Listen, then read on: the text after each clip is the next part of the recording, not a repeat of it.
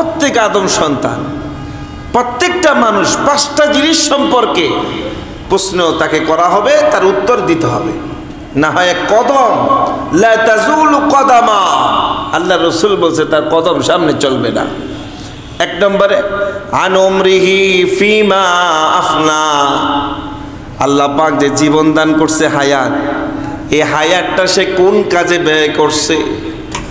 আপনার জীবনটা হায়াতটা কোন কাজে ব্যয় করছেন, এর উত্তর না দিয়া 1 ইঞ্চি সামনে যাওয়া যাবে না।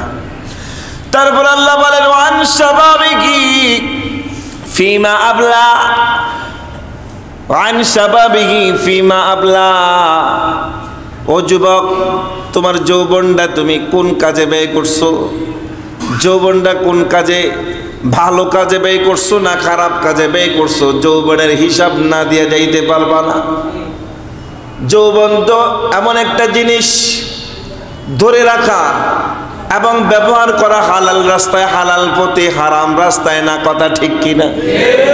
এই যৌবনের শক্তিটা ভালো কাজে ব্যয় করা, কি ঠিক কিনা? আল্লাহ রাসূল সাল্লাল্লাহু আলাইহি ওয়াসাল্লামের এমন কিছু উম্মত আছে যারা শহীদ হয়েছে। এমন কিছু শহীদদের ঘটনা আছে, নিজে তলোয়ারের কূপ খাইছে, সাথে সাথে কসম করছে তুই আমারে তলোয়ারের আঘাত করছস, তোকে দুনিয়া থেকে বিদায় না করা পর্যন্ত আমি ক্ষান্ত হচ্ছি না, স্থির হচ্ছি না। দেখা গেছে শরীর থেকে মাথাটা আলাদা হয়ে গেছে।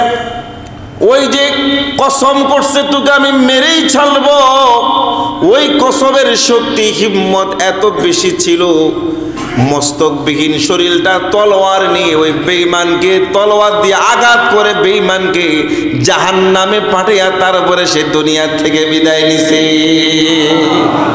তাদের যৌবন ইসলামের পিছনে কিভাবে ব্যয় করছে।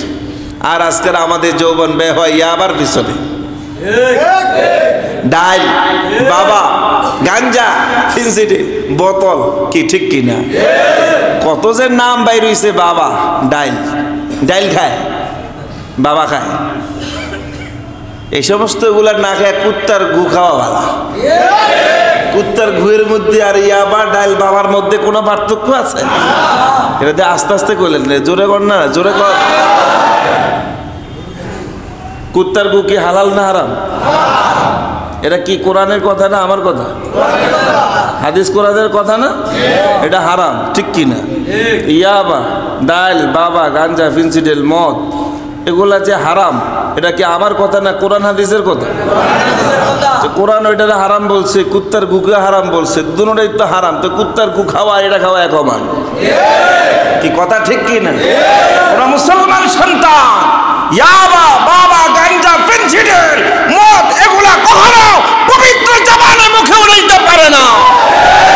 এগুলা কখনো মুসলিম সন্তান খাইতে পারে না, ইমানদার খাইতে পারে না। যারা বেঈমান, হিন্দু, খ্রিস্টান, বৌদ্ধ, নাসারা, ইহুদি, এদের ব্যাপারে আমার কোনো কথা নাই। মুসলমান সন্তানের জন্য আল্লাহ হারাম করেছে, এই হারাম যারা ভক্ষণ করবে তাদের ঈমান থাকবে না। তারপরে আল্লাহ রাসূল সাল্লাল্লাহু আলাইহি ওয়াসাল্লাম বলছে ওয়ান মালিহি মিন আইনা ইকতাসাবা, তুমি যে মাল অর্জন করছো এই মাল কোন কাজে ব্যয় করতেছো, এই মাল যে অর্জন করছো কোন রাস্তায় কিভাবে এত টাকার মালিক হইছো, এই হিসাব দিতে কথা বলেন না, এই হিসাব দিতে ওয়াফিমা আনফাকা, এবং এই টাকাটা এই সম্পদ কোন কাজে ব্যয় করছো এই হিসাব দিতে হবে।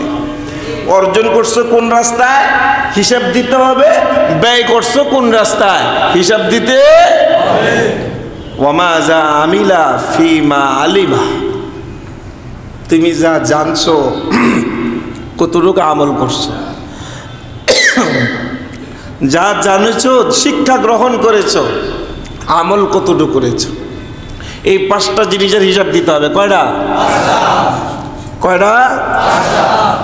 জীবন কোন জায়গায় ব্যয় করছে, যৌবন কোন জায়গায় ব্যয় হয়েছে, মাল কোন রাস্তা থেকে অর্জন করছে, মাল কোন রাস্তায় ব্যয় করছে, এবং যেই এলেম শিক্ষা গ্রহণ করেছে সেই এলেম অনুযায়ী আমল অর্জন করছে কিনা, করছে কিনা, এই পাঁচটা জিনিস হিসাব না দিয়ে এক কদম এক ইঞ্চি কিয়ামতের ময়দানে সামনে চলা যাবে না। আল্লাহ পাক বুঝার তৌফিক দান করুন।